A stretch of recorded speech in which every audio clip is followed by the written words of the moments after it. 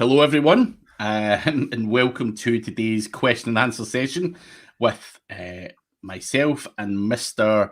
Chris Palmer, as always. And we are sponsored by ODYS, wherever the logo is. And check them out if you're interested in age domains or done for you affiliate websites. They do a grand job. But also, on top of the questions and everything else, let us know where you're from. I can see Kelly Hector here from Melbourne. Good to see you. Dan Jones, good to see you, mate. Chris Palmer's also in the chat. Simon, Randy in sunny Cleveland. Andrew Powell, Fred Hutterson, and Elon Musa's there already. But also, Chris, I've got something to ask you. I was asked by a certain Miss Holly Starks and Randy Roday if we would be up for doing next week a foursome, and not in the foursome that a lot of you are thinking, but Randy and Holly are going to be together next week. Holly's going out to Cleveland or whatever. She's going to hook up with Randy, and Randy's got a nice studio, so we can get them on the show and get them involved in the Q&A session as a little guest appearance while they're both together. Cool. So yeah, they did message you. It's in the group chat on Facebook. They messaged us all, but yeah, they wanted to do it and mentioned the time that we were doing our show, and I'm like, well, we're on at that time, but why not have them on as guests? Yeah, and everyone's a winner, so it'll be fun to have them on next week if all being well, COVID and travel wise and all that stuff. But Holly's going over to Cleveland to do some of her funny things. Stuff's the best word for it. So yeah, we can get them. The guys will be on next week, and we can grill the shit out of them. Me and Chris can basically pick their brains on what they do as well, and you guys can obviously get as much from these guys as possible. So it's nice to have a wee bit of someone else on as well and pick their brains for a change. But Simon's in North Yorkshire. So guys, get your questions in. Also make sure that you do like and subscribe to the channel. If you've not liked already this video, please do. We want to make sure that engagement is on there. Also check out Mr. Chris Palmer SEO on YouTube as well, and everywhere else that he's there on. But anyway, first question, a Facebook user. I have a quality links for guest posts. How can I sell it? So obviously we as SEOs get smashed to death with people offering guest posts every day. Now, Chris, do you actually read those emails or do you bin them? What could these guys do better? Because although people mass spam this kind of stuff, there's got to be some guys out there who actually have some value, right? So of course.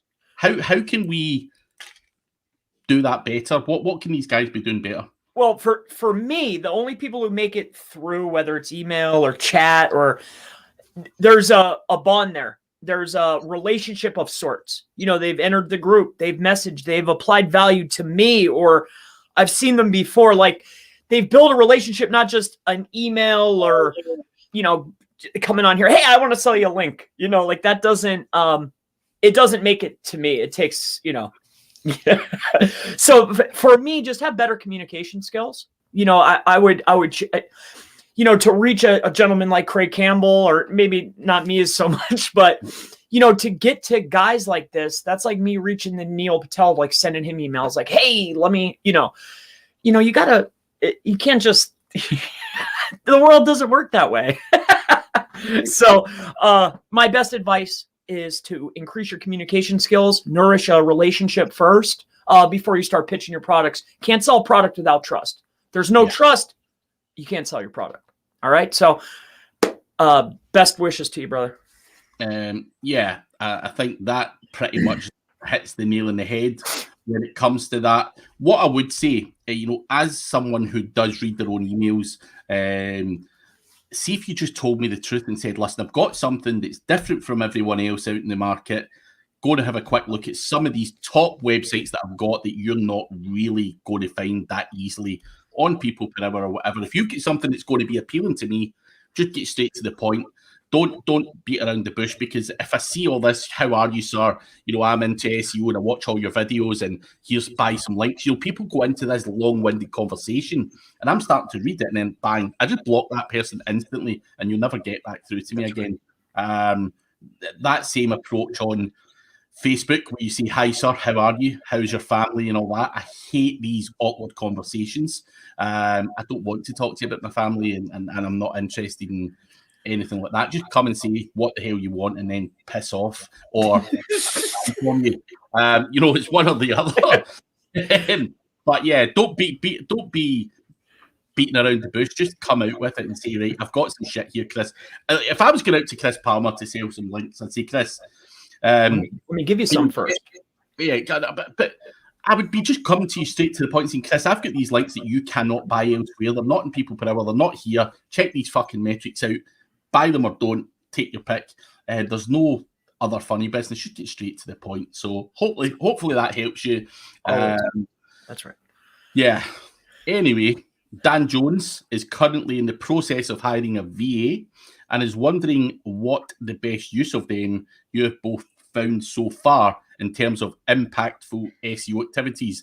Basically, what do you both get them doing? So do you have VAs at the moment, Chris?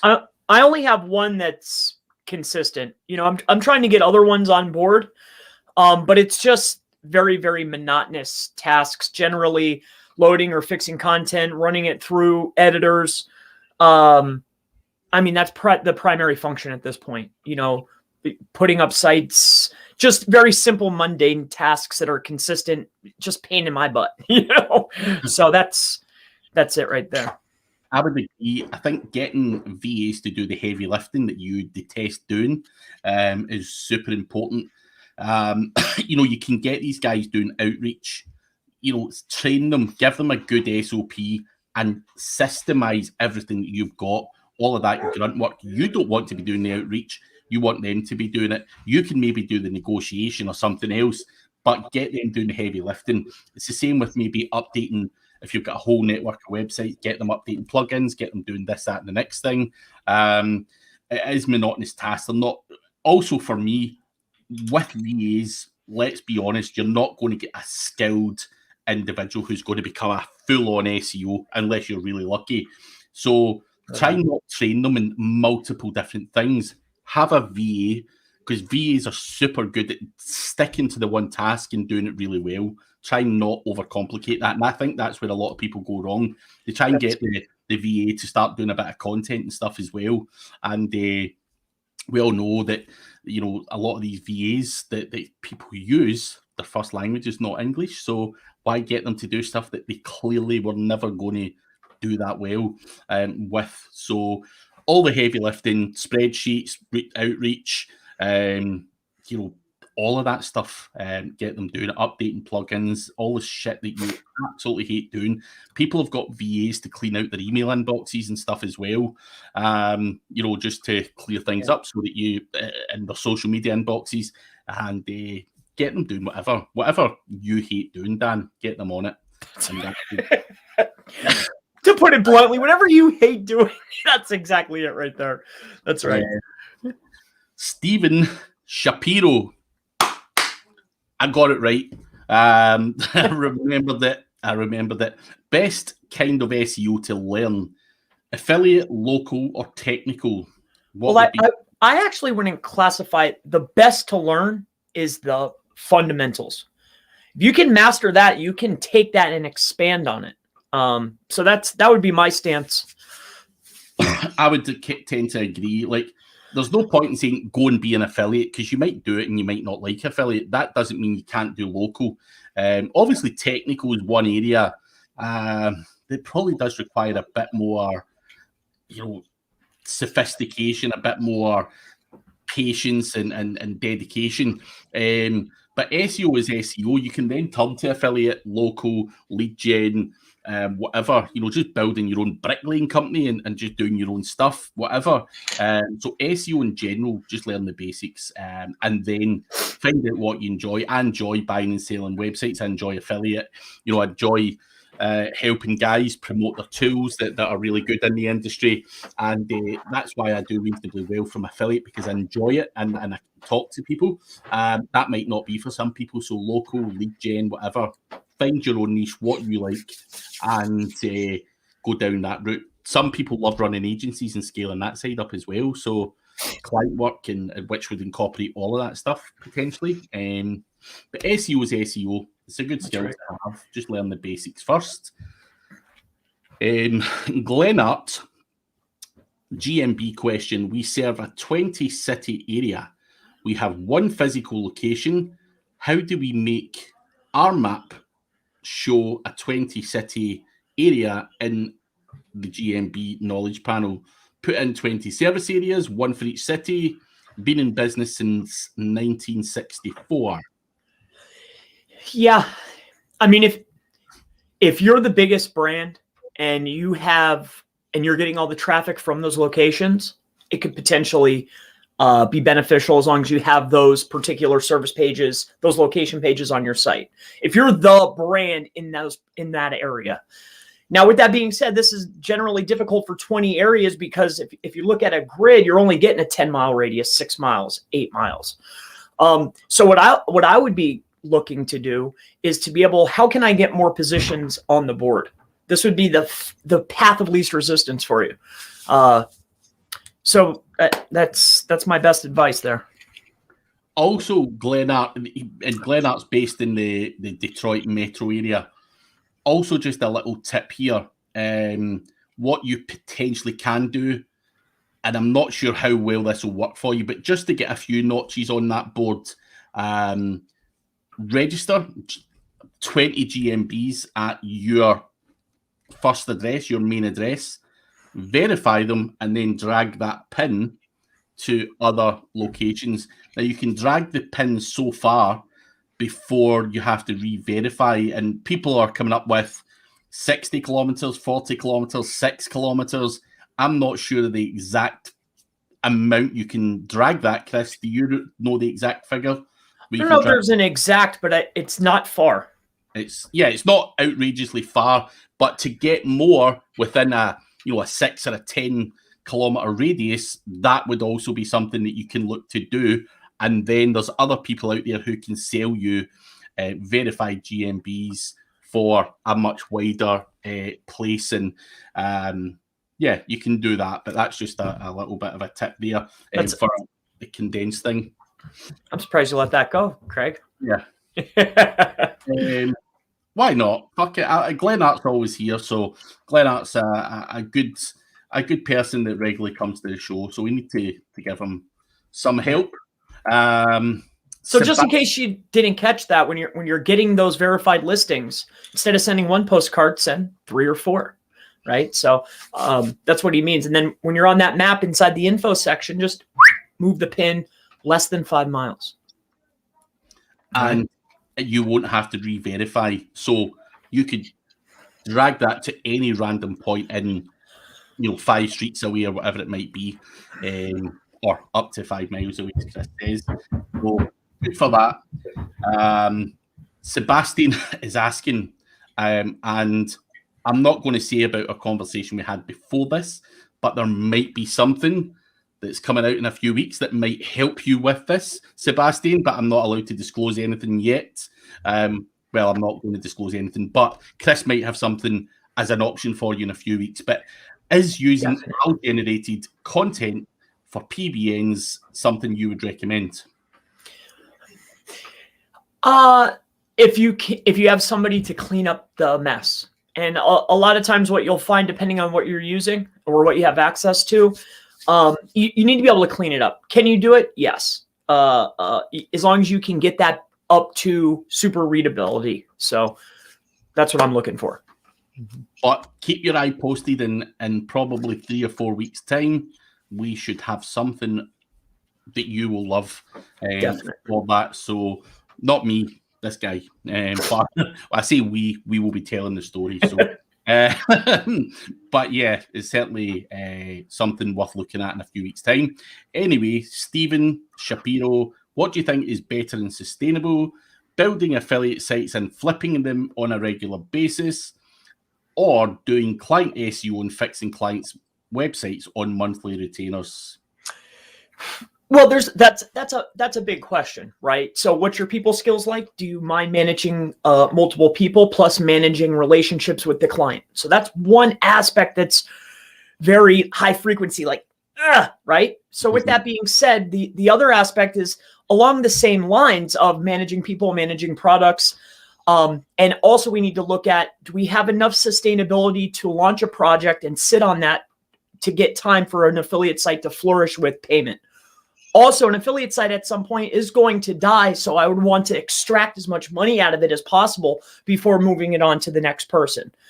And then last but not least, as far as the money issue, client is really good if I need money right now. But if I have a little nest egg and I want to invest in myself in a business, I do like affiliate a lot. So those are some options. Those are some ideas, and hopefully that helps you. Yeah, it's up to you, Stephen. If you believe that you can scale a website, then flipping websites, in my opinion, scaling them and flipping them is a great option to make some decent money very, very quickly. And you can launch a number of projects at a time. Great investment opportunity without that from the client. So good option. But as Chris says, client work can pay well as well. So whatever fills your, whatever floats your boat. But if you're inexperienced, Stephen, and you probably know 80% of SEO and can do a reasonably good job, then buying and selling websites is probably not for you at this stage. Make sure you're confident that you can take it from $500 a month to $5,000 a month before you invest your own cash in that. Whereas doing the client work, you're playing with clients' cash. And it doesn't really matter if you are a success or failure. The client will fire you and you get another client. And that's how most SEOs operate, while skilling themselves up, if you like. So hope that helps. Sebastian has a site that gets thousands of traffic per month with decent PR and links. How can I sell it? How to sell sponsored guest posts from my website. So Sebastian is looking to sell guest posts. Where would you suggest he goes, Chris? I would probably be looking at Facebook groups, perhaps, just to get a higher premium. I might even offer a higher member, maybe a sample of sorts, so I could get somebody that has a lot better recognition to validate that what I'm doing and what I have. Trust is the key there. So the groups I like, that's probably where I'd aim, because I don't want to race people to the bottom. I want to get what I want to get. So that's my best advice. Yeah. And hello to Paul Frederick. I think that's the first time he's ever been on here. I actually know this guy. But yeah, I just wanted to say hello to him because he probably doesn't watch a lot of stuff. Also, hello to Michael Beluga. Hi, Mike. That's a new name. I don't know if I've seen Michael Beluga before. I've got Yeezy Belugas. I love that name. So just thought I'd give that a shout out. But anyway, hi Craig and Chris. Enjoy the stream. Hope you're finishing in time to watch the TEDs. Well, we do finish up at 6, which is when kickoff's on. So there will be time to watch that, although Chris has absolutely no idea what that means. No, I was just wondering. It's our local football team, Rangers, who are playing Livingston tonight. So Scottish people will know what that means, but you are probably like, what the hell? Michael Beluga has several affiliate sites over 2 years old, but I never get any Google traffic. I believe Google has penalized me and my sites for black hat tactics. Should I try an online fake persona?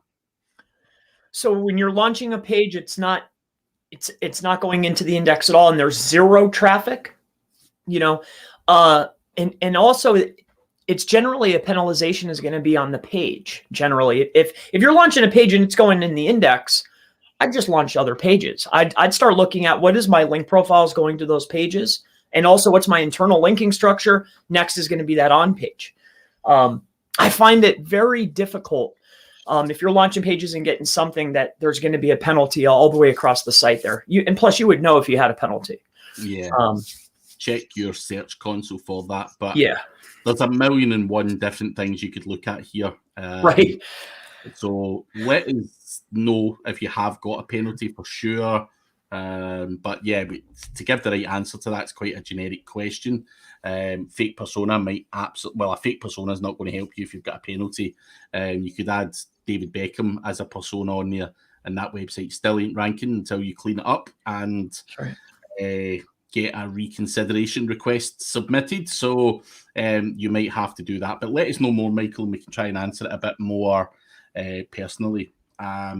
Ryan Durrani is saying, we know you love technical SEO. Absolutely not, Ryan. That's your bag.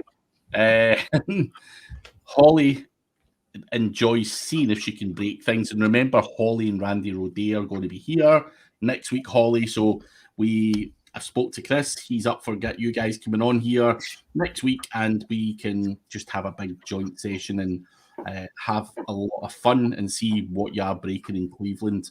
So, guys, for next week, we will have Holly Starks, Randy Roday, and we'll see what the hell Holly is doing in Cleveland and get some gossip out of Holly and try and extract a few tips as well. So, yeah, look forward to that, Holly.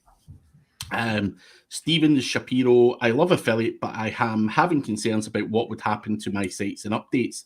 The long-term stability thing bugs me. Is it still worth to go all in on affiliate websites?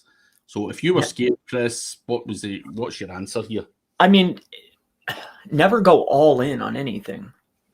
There should always be never all in, right?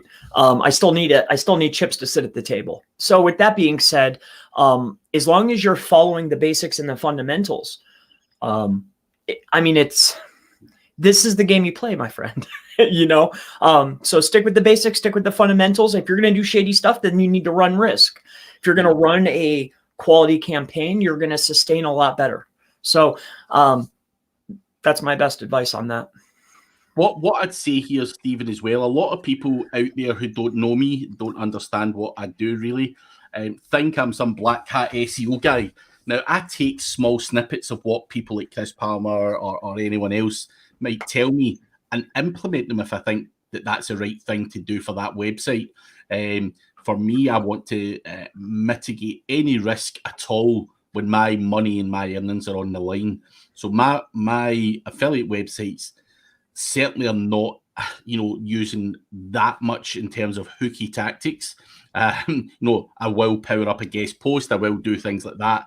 I am certainly not doing anything outrageously shady, purely because I don't want to wake up one day and see that my income's been slammed by 80% with a Google update. So it costs me more money. It takes a little bit more time and all of that stuff. But I try and, on my own personal projects, and I love playing the black hat stuff and blowing shit up and all of the other stuff. I absolutely love it. But when my money's at risk, I ain't taking no chances with no shit.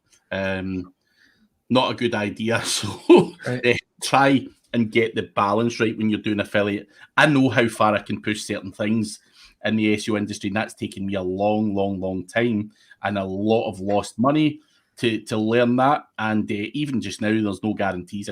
Stuff could still go belly up tomorrow, but try and play, you could be black hat, but try and become a little bit more white hat and tick a lot of those other boxes. So that's right. Black hat in the background. Even and with clients too, like it's very hard to pitch a lot of these crazier concepts to these guys. So yeah, I would just stick to the script, my friend. Take risks on burner websites, websites you don't give a shit about. But yeah, be careful, man, with your own money. Insight before action. Hey guys, awesome help as always. Any advice around building out your SOPs? How do you implement them, Chris? So what are you doing SOP wise? I have built out processes for particular things, but I use it a lot different than other stuff I've seen. I just created these Gantt charts where it's like, they're just Gantt charts. For me, it's the easiest. It's a visual contextual diagram, basically. So that's what I do. And then off of each one, there's a click down. You can use click up, whatever you want. So that's what I do. As far as your process, it's exactly what you're doing. So it just depends. I use ClickUp. You can use whatever you want, but use whatever you want. That's how I do it. I don't know about Craig. Everyone's different. I prefer to, a lot of the SOPs I've got, I do in videos. I just think you've got to, whether it's a diagram like Chris does or whatever, I think the visual part is really, really important. You know, I've seen guys with text heavy documents, which for me just muddies the water slightly. So I think a visual thing is really, really important, whether that be a diagram, a screenshot, or a video. I just feel that a video for me is a lot easier for me to make that SOP and deliver that to someone who can watch it time and time again until it sinks in. And if they've got any questions on it, they can go back and watch it again and again and again.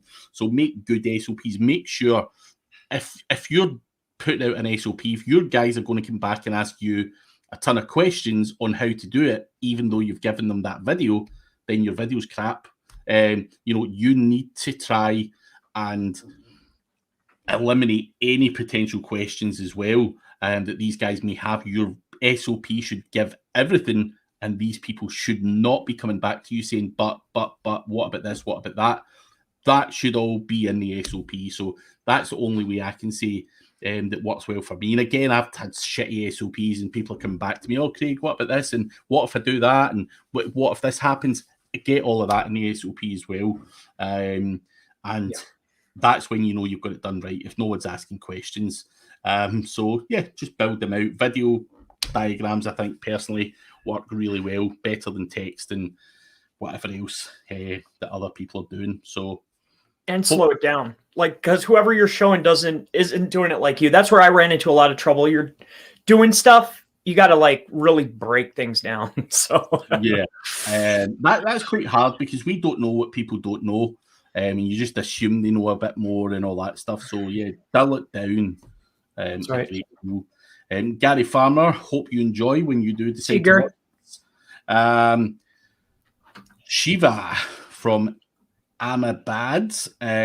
So what is the best strategy for GMBs in 2021? Has it changed much, Chris? Is there anything you've found? Because I know there's a lot of stuff going on with GMBs just now. Well, Mike and Brad were saying, like, don't touch this shit just now. You know, it's a bit volatile. What's your thoughts? No, I do think that there has been some serious updates recently, which have been good and bad at the same time. But as far as actually building a brand, and building trust chips is what I call it, I think it's pretty much the same. As far as a lot of the stuff, there's a lot of things that we're able to do right now that we weren't able to do. But at the same time, there's a lot of things that you can't do, like changing your names and doing little things. So pretty much the same. I'm not seeing anything different. Just be careful when you're doing it.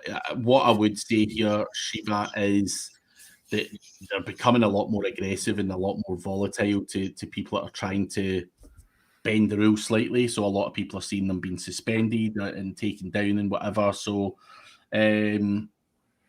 for whatever reason, Google are clamping down because people are just doing this stuff in such a massive scale. They're going to look for things to pick you up on. So again, use the black hat knowledge or whatever tricks you know for GMB, but try and stay off the radar if you like. Don't do anything that's waving that red flag to the bull that is Google, and hopefully you will stay off radar. So that would be my tip. And Powell, and before we go to Andrew's question, actually, guys, if you're watching this, please do leave a like on the video. It's really important that you do that so we get a bit of engagement on here, and make sure that those stupid guys who put the thumbs down on saying that this content's shit, they get beaten hands down with it as well.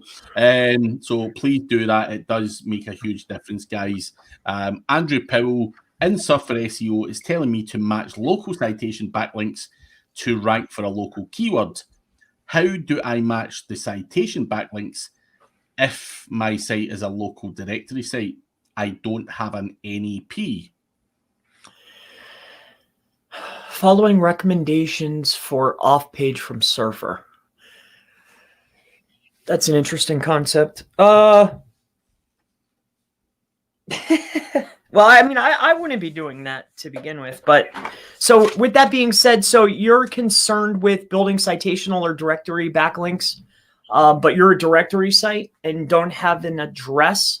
So I don't see why you would be building them out in the beginning then anyway. Why wouldn't you just be focused on high authoritative backlinks? If you're a directory site, why wouldn't I be focused on high authoritative backlinks?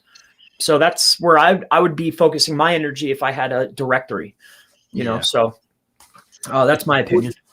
If you don't have a name, address, and phone number, there's pointless doing match and citation backlinks because that's all you're doing it for.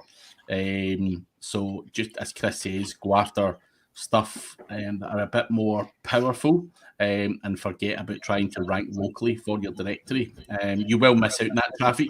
The alternative is you do get a name, address, and phone number on that directory and match what the local guys are doing if you want to pick up that local traffic. So it's entirely up to you, but I wouldn't be building citations to something that didn't have a name, address, and phone number on it. It's pointless at that point. So hope that makes sense, Andrew. And I love citations and I love press releases, but you can still beat these local guys that's their mostly their back end with high authoritative links. I mean, you can still do very, very well. And we're saying match and mirror of what's winning in the SERP.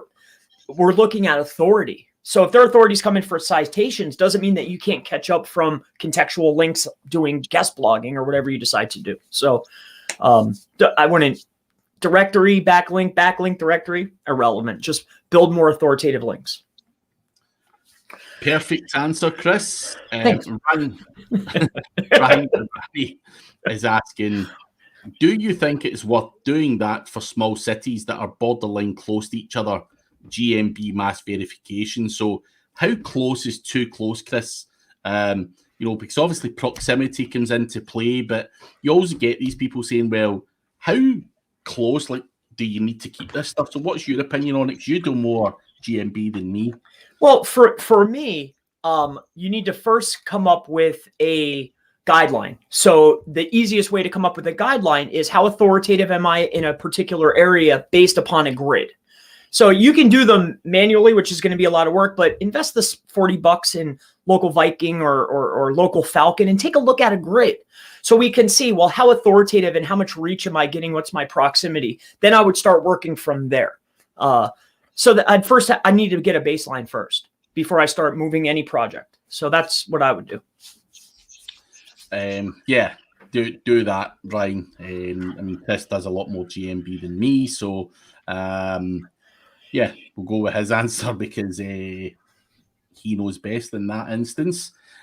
Ken City, hey guys, I'm back here again. Today I bring one friend to join us. So Ken, you've been missing for about a month. I know you've been traveling in Thailand and you were in Bangkok the other day. By the way, do you follow Ken? Do you know Ken? I don't know him personally. I just from social profiles and things along those lines. But yeah, Ken is literally all over the Chiang Mai Thailand crowd now. So he basically goes home and then goes back to Thailand. What seems every month, hanging out with Diggity and all those good guys out there. I seen him with Jack Vivian the other day as well, who another great guy. So yeah, Ken is really out there and putting himself about and learning a lot. I like that, Ken. That is a great thing that you do. A lot of people say, look at this guy jumping around on holiday, but I know what you're doing, Ken, and that is a smart move, what you're doing. The information you're getting, going out for dinner with these guys and whatnot is insanity. So keep up the good work. It's good to be in a position to be able to do that too.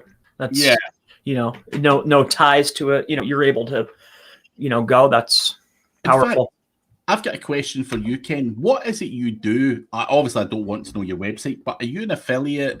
Are you doing client work when you're doing all this traveling? Just curious to know what you actually do in terms of monetization. So let me know. I'm sure Chris will be interested too because we all dream of that laptop lifestyle. And yeah, That's right. give us some tips, Ken. I've been chasing that for 10 years. Jordan Donaldson, the best service in your opinion for finding and buying drop domains from the auction? I mean, here is the thing. I'm going to ask you a counter question here, Chris. Do you believe that when a domain drops that there's any kind of reset, or do you think that the power that was there previously can come back fairly easily? What's your opinion on that, first and foremost? I think it depends upon the registrar and does it lose its age, right? Is it being counted as a refresh? To be quite frank, in most cases, I'm not looking for anything that was dropped. I really want auction. I don't ever want it to go offline. I just want it to change hands. So, I've seen guys give me tests and all this stuff, and they say that, one thing, but for me and what I've done, I noticed that there's a difference between if I buy it dropped or expired or I buy an auction. So yeah, I totally agree with that. And as you say, a lot of people will say, nah, that's bullshit. Look at this, whatever. As far as I'm concerned, if that resets, you're losing a whole bunch of power, if not all of that power. That's just my way of looking at it. But in terms of doing it, try and get auction domains. If you want something that does have a whole bunch of age, check out ODYS. The links below. They have a whole bunch of age domains that range from $500 to $5,000, if not more. And they pack a lot of power, but they're non-dropped. They do not drop. That is the unique selling point of ODYS. You're getting that authority, and that is being passed to your website, which can help you with a new affiliate project rather than building a whole bunch of backlinks on a drop domain.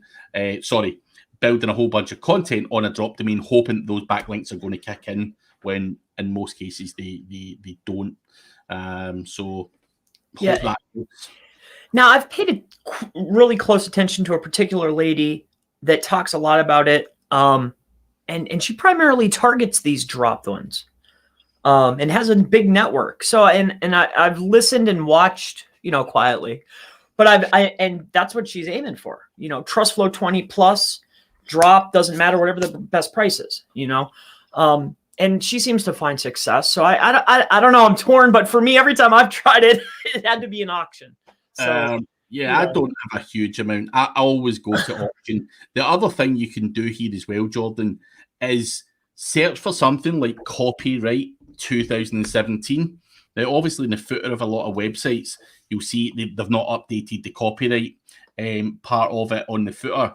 And what that can show you is a whole bunch of lazy people who may not be doing their websites, and do some outreach to them and try and get those domains. Just say, listen, I'm interested in this. Are you selling? Even, there's loads of websites that guys just forget they have and stuff like that. If you offered them a couple $100, they would probably bite your hand off. So that's also an alternative option, rather than waiting for it to come up in an auction. Sometimes do outreach to these.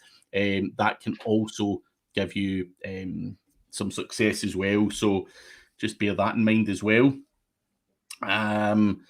Stephen Shapiro, the recent update had a lot of affiliate sites getting tanked. What are your opinions on that December update, Chris?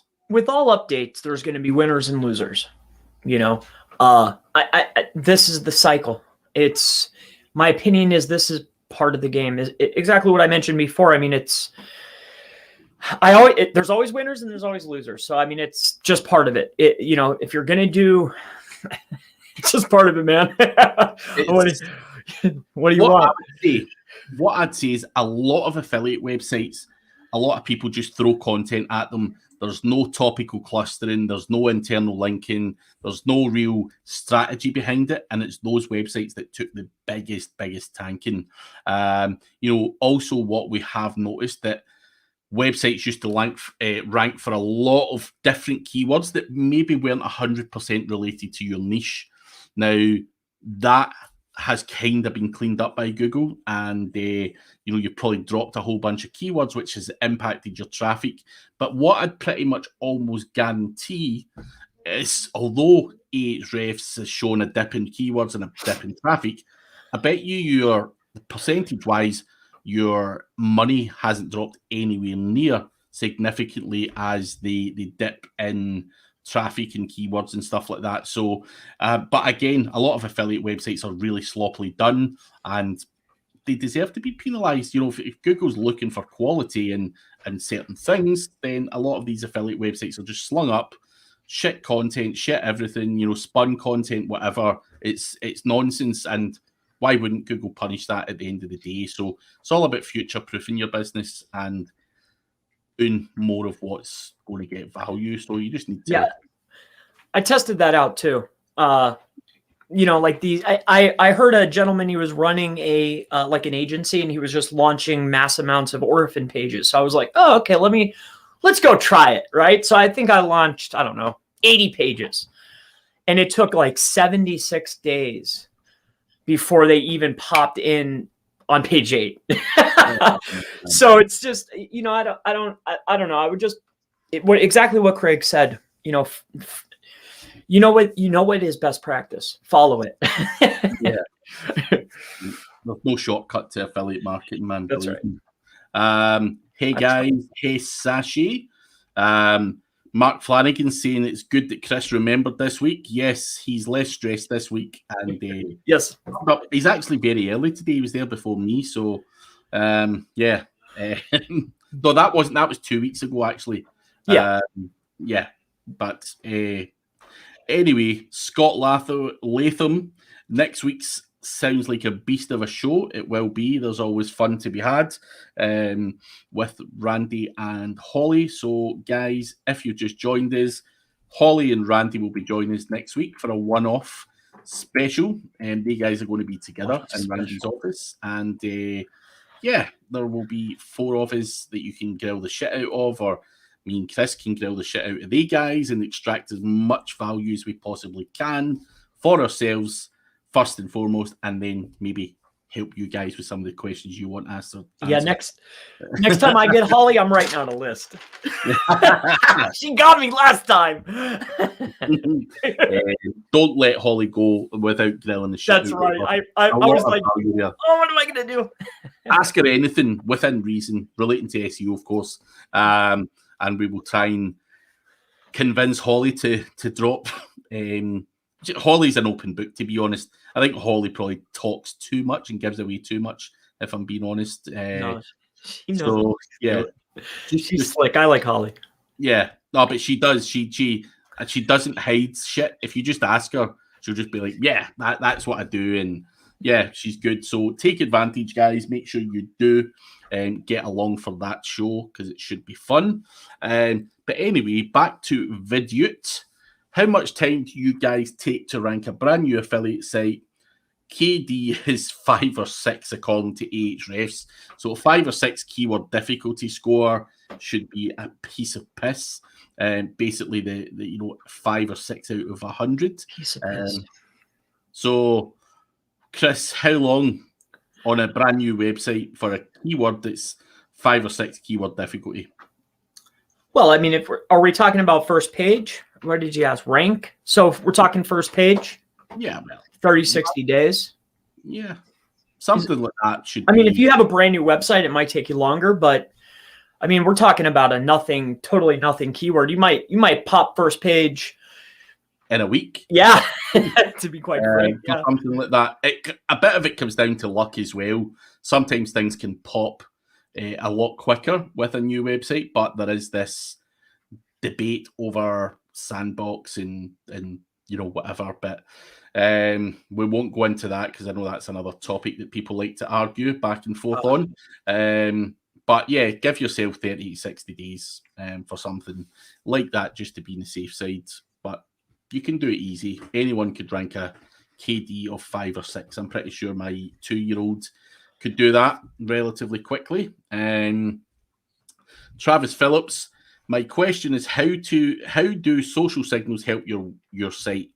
When should they be used, and under what circumstances are they most useful? I've talked about this briefly before. In my opinion, it's for validation of link building. I think there should be buzz, right? There should be other stuff going on, whether it's PR, social signals. There should be actions being placed. I think it's best to be used during link building.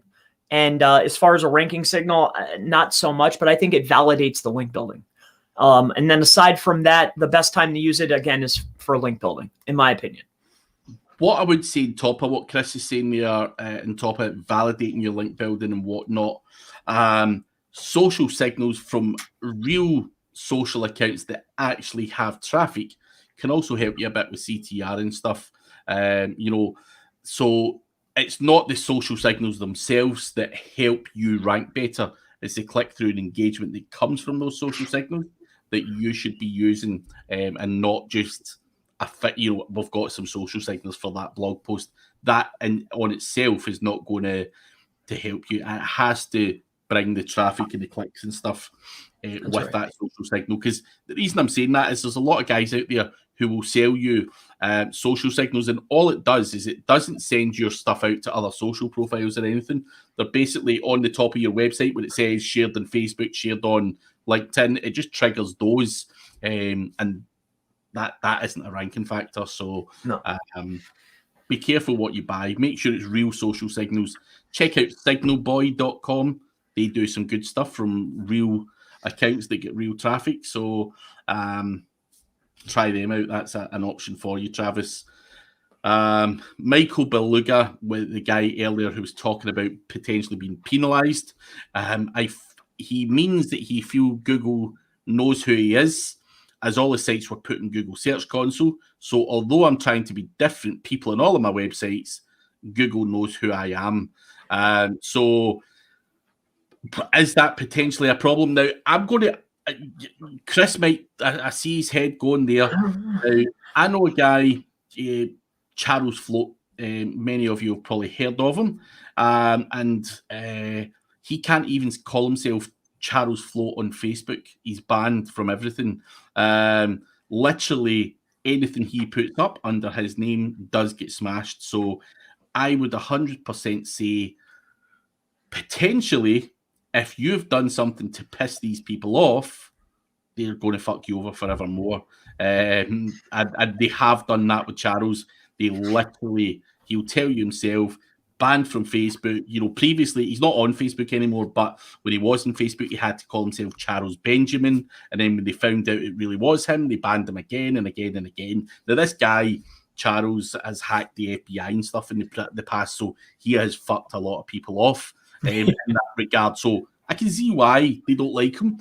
He's a great guy, by the way. I've got a massive amount of respect for him. I'm not thinging him, but he has been sought out by Google. They hate his guts and probably watch every move. I'm not sure if you're in that category, Michael. I have no idea what you've done, but the potential is there where they could know who you are and are doing that to you. But Chris, what were you going to say? There's no way.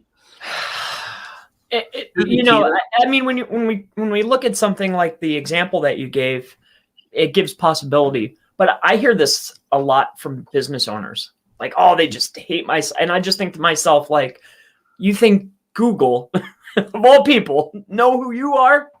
Yeah, I don't know about that. I don't know if John's Plumbing in Idaho. I highly doubt that you're being singled out. Because I noticed that you have 23 H1s on your page, and I think that this might have something to do with it. This is why you're not ranking. I think in most cases that's right. And the reason that I gave the Charles Float example was he hacked the FBI and the Home Office, which is a very, very serious thing. And he's got reason for people to hate him. Whereas John the plumber from Idaho, I would find that hard to believe as well. So it depends on what the hell you've done, Michael. Right. I have no idea, but I'm going to Google your name after this show. Yeah, it's in your... That's what I was thinking. To see what the hell you've done to piss these people off. And then I might be able to answer it. But yeah, it is possible. But you also need to have a proper audit and then look at yourself in the mirror and say, have I done the best job here as well? Because, it could just be outrageously bad SEO, and that's what it is. So, but who knows on that? But yeah, you need to try and get your mindset changed if that is the case, and try and do a better job. Travis again, see people selling them 10,000 signals for X amount of dollars. I'm wondering if that is useful. So those Fiverr gigs and legit and all that, Chris, you ever buy anything like that? Well, when they first got hot, I tried them, and I can say without a shadow of a doubt that it's useless. You know, so yeah. I've tried it, of course. I mean, everybody, that's like the bookmarks and everything. So when they got super hot, everybody was buzzing about it. I was like, let's go see. You know. Also, Chris, I've got one other question. This is from me. So the guy at Legit asked me he gave me a page on Legit showing a couple of services that I have used. What's your thoughts on blog comments? Do they work just now? Yes or no? Yes. Right. So I put this on Legit on my influencer page. Now this guy ran a paid ad to it, and see the amount of guys that have bombarded that ad on Legit saying, blog comments, what the fuck? Are you kidding? It's not 2004. And I wrote, just try it. Now, the guys come back and say, oh, what's he going to answer now? Someone else wrote something else. And I'm like, what's he going to answer? Is it just going to be just try it? And I'm like, what do you want me to fucking say, you nice bastard? Try the fucking thing out. It is insane. But I'm just curious. I want to put that out there because these seedy bastards are watching this stuff, commenting all over it, and don't be ignorant to stuff. That's all I wanted to make sure. Try things out. That's right. That's that because they'll read, you know. I love that. And these guys have never tried it. They never tried it because they heard from somewhere that it doesn't work. Yeah. Really though? But have you ever fired up, whatever, and did 10,000 blog comments? Or have you ever gone around to these authority sites and put blog comments in that are do follow? Have you ever done that? Have you ever tried getting citations, unstructured citations, utilizing these for getting a GMB to stick? Do you even know the power that is there? No, they just listen to freaking whomever, you know. Yeah. First Journal said that it's no good. Okay. It's just frustrating. You're just like, I hate that stuff, man. Me, man. So yeah, try it at your peril, but I know they fucking work and I don't care what anyone else says. So that's right. You all. Michael Beluga back again. So should I try and make a fake persona and be the same persona on all sites? Or is something else going on? I haven't actually been penalized in Google Search Console. So if you feel, Michael, that you are under threat from Google in some way, try and change your persona up. Try and just get you out of the equation. On paper, on emails, and on everything else. Yeah. Maybe use your wife's name, girlfriend's name, whatever, fake persona, whatever. Try that out and see if it works for you. Yeah, I would start fresh. You know, buy an auction domain, start that, like I would start right from the very beginning, get on Tor, get on a residential VPN, everything, completely separate it from you. So if you're really feeling, 3 comments, you must be concerned about this. So, yeah. So Akshay, how can we one article rank for multiple keywords? What should be the volume of such a seed keyword? And what should be the competition? What else would you suggest? Very, very generic question here. But the way Chris always answers this one is get the keyword in your URL, title, then any subheadings can target a wider range of keywords. That's it. It's really that simple. There's no secret thing here to do. So if you're doing whatever generically with your title tag and your URL, then you can have a whole bunch of longer tail keywords throughout the subheadings, which, with 200 words of content under them to catch a wider range of various keywords. A perfect example of someone who is a page that ranks for thousands of keywords is that guy, Neil Patel. Google what is SEO. That page on Neil Patel's website ranks for 3,000 plus keywords, and you'll be able to see the way he's laid it out. He's got like black hat versus white hat, this, that, and the next thing, all these subheadings. That is the way that you want to have a big article rank for a whole bunch of keywords. So keep it all relevant. That's right. Ryan Durrani, ClickUp is dope, Chris. I love it. Oh, yeah. What feels ClickUp just for an ignorant bee like me who's never used it? It's like a Gantt chart. It's like kind of like Monday.com in a way. Mm-hmm. It's just a visual. To me, it's a visual, like it's like a step up from a Gantt chart, really. I stumbled on it looking for Gantt charts. And then I was like, hey, this thing is cool. It was free. And I was like, wow, it's pretty. The UI is really nice. So I just started running with it. That's it. Also, on the GMB stuff, Holly Starks is saying she wouldn't touch GMB edits with a 10-foot barge pole right now. Right now. Volatile as hell, as Mike and Brad have said in another show. Be careful what you do, guys. Holly also does SOPs the same as me. Video, show them what to do and tell them to fucking watch again. Or tell them to watch the damn videos. Holly's posh way of telling them to go and check it again. Fascinim, hopefully I've said that right. Ahrefs versus SEMrush. Please compare the merits and demerits of both, Chris. You're on the wrong channel, my friend. I mean, come on. I'll say this.